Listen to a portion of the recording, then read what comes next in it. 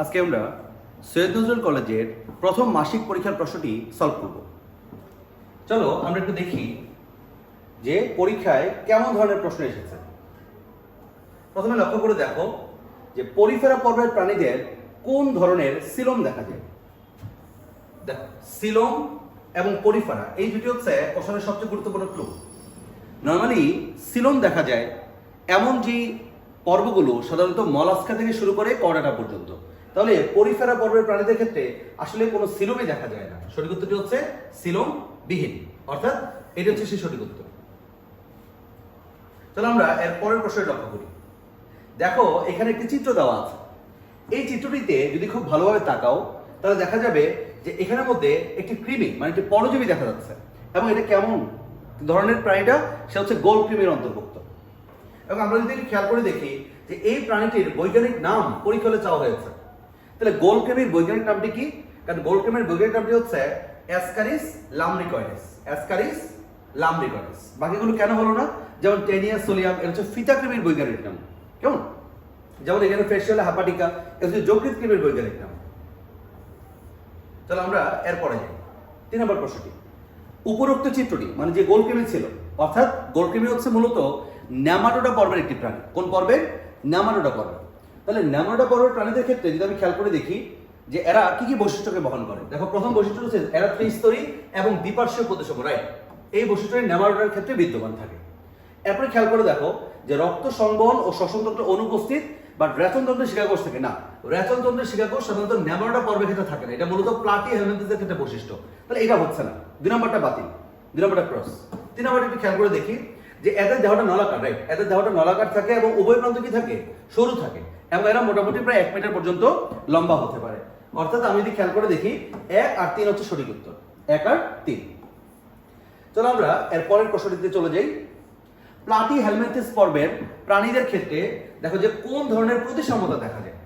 তাহলে প্লাটি হেলমিনথেস যারা, এদেরকে চ্যাপ্টা কৃমি বলা হয়, অর্থাৎ এদের দেখতে অনেকটা পাতার মতো ক্যাটাগরি, এবং এদেরকে সমান 2 ভাগে চাইলে আমরা বিভক্ত করতে পারবো।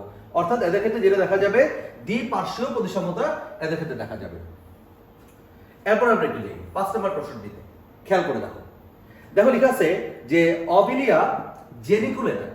অভিলিয়া জেনিকুলেটা কারণ এই যে প্রাণীটা এটা হচ্ছে মূলত, কারণ এটাকে সাধারণত সমুদ্রের এক বিশেষ ধরনের ধরো সমুদ্র ফুলদের অন্তর্ভুক্ত করা হয়, এবং এটা হচ্ছে নিরালিয়া পর্বের প্রাণীদের একটা কেমন কমন একটা বৈজ্ঞানিক নাম।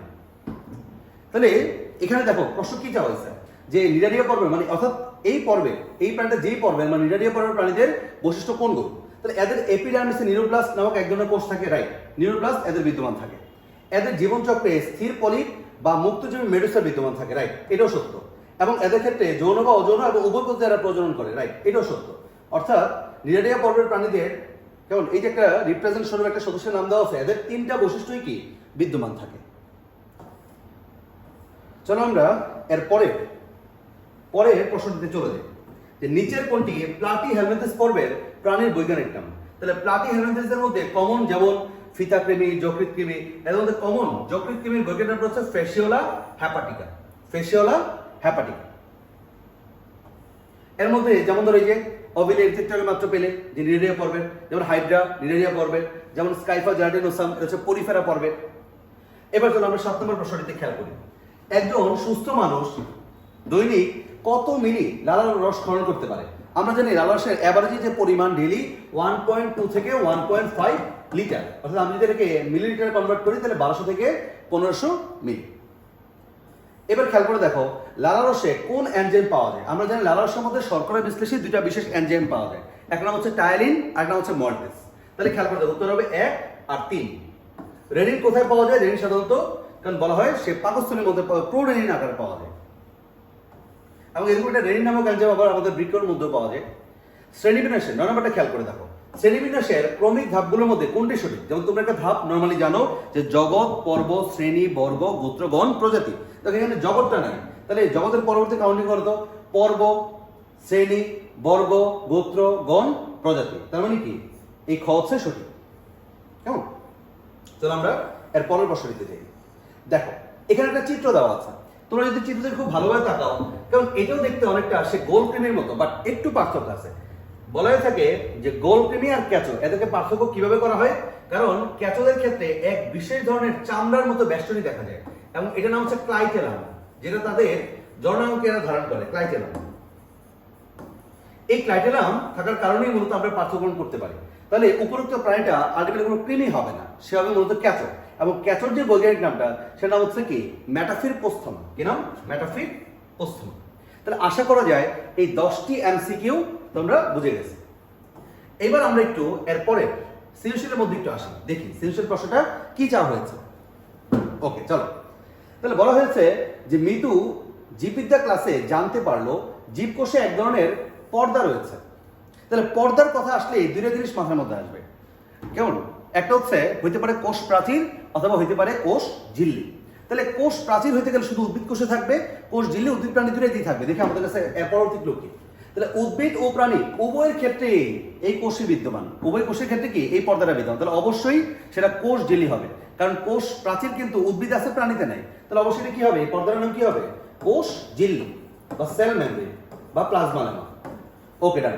এবং আরো জানতে পারলো যে সকল জীবকোষে এক ধরনের বস্তু বিদ্যমান যা উদ্ভিদ ও প্রাণী উভয়ই বংশানুক্রমিক বৈশিষ্ট্যকে বহন করে থাকে। তাহলে বংশানুক্রমিক বৈশিষ্ট্য কে গ্রহণ করে?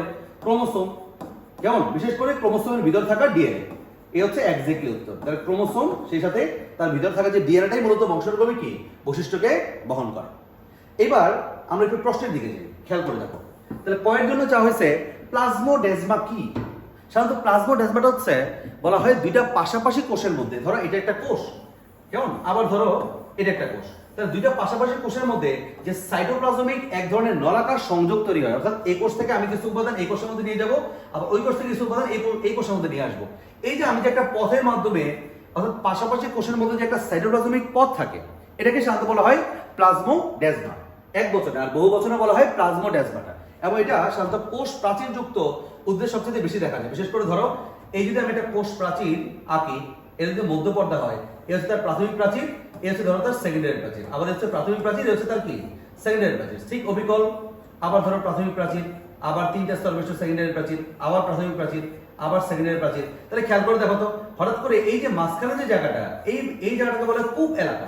কি নামে ডাকা হয়? কোষ প্রাচীরের কূপ এলাকা। এবং কূপ এলাকার মধ্যে সাধারণত একটা নলাকার পথ তৈরি হয়। এই সাইটোপ্লাজমিক নলাকার পথের নামে হচ্ছে কি প্লাজমোডেজমা। এক বচনে, বহু বচনে প্লাজমোডেজমা। চলো এর পরের প্রশ্নটা আমরা একটু দেখি, এটা সলভ। নিউক্লিওটাইড বলতে কি বোঝায়? নিউক্লিওটাইড মানে কি? বলা হয়ে থাকে যে নিউক্লিওসাইডের সাথে যদি একটা ফসফেট যুক্ত হয়, আমি তো আরো সহজভাবে বলি যে বলা হয় একটা পেন্টোজ সুগার, অর্থাৎ একটা 5 কার্বন বিশিষ্ট শর্করা, সেই সাথে নাইট্রোজেন গঠিত যে ক্ষারকগুলো থাকে, ওই যে অ্যাডেনিন, গুয়ানিন, সাইটোসিন, থাইমিন, কেমন, এবং ফসফেট, ফসফরিক অ্যাসিড থেকে বিদ্যমান ফসফেট। তাহলে দেখো আমি তিনটা কথা উচ্চারণ করতেছি যে সুগার মানে একটা 5 কার্বন বিশিষ্ট পেন্টোজ সুগার, নাইট্রোজেন গঠিত ক্ষারক মানে অ্যাডেনিন, গুয়ানিন, সাইটোসিন, থাইমিন যে কোনো একটা, এবং ফসফরিক অ্যাসিড থেকে বিদ্যমান ফসফেট। এই তিনটা জিনিসকে একসাথে বলা হয় কেমন? নিউক্লিওটাইড।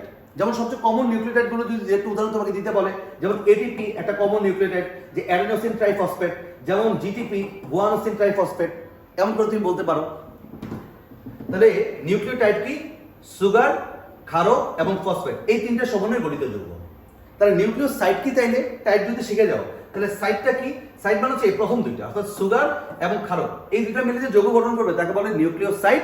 তার সাথে যদি আমি ফসফেট যুক্ত করে দিই তাহলে হয়ে যাবে কি নিউক্লিওটাইড। তাহলে আশা করা যায় একটু বেসিক আইডিয়া তোমাদের হয়ে গেল।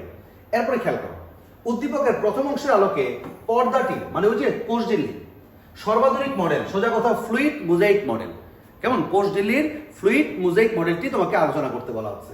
ওকে, উদ্দীপকের দ্বিতীয় অংশে উল্লিখিত বস্তুটির গঠন বিশ্লেষণ করো। তাহলে দ্বিতীয় অংশে উল্লিখিত বস্তুটি আসলে কি? ক্রোমোসোমের মধ্যে বিদ্যমান থাকা ডিএনএ।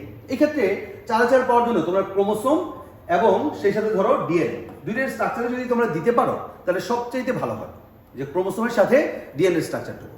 তাহলে আশা করা যায় তোমরা তোমাদের প্রশ্নের সলভটি যে তোমাদের পরীক্ষায় যা যা এসেছে এবং সৈয়দ নজরুল কলেজ ছাড়াও অন্যান্য যারা এই ভিডিওটি দেখছো তোমাদের জন্য যথেষ্ট পরিমাণে একটা আইডিয়া হয়ে গেল যে প্রথম অধ্যায় থেকে পরীক্ষায় কি কি ক্যাটাগরির প্রশ্ন থাকতে পারে।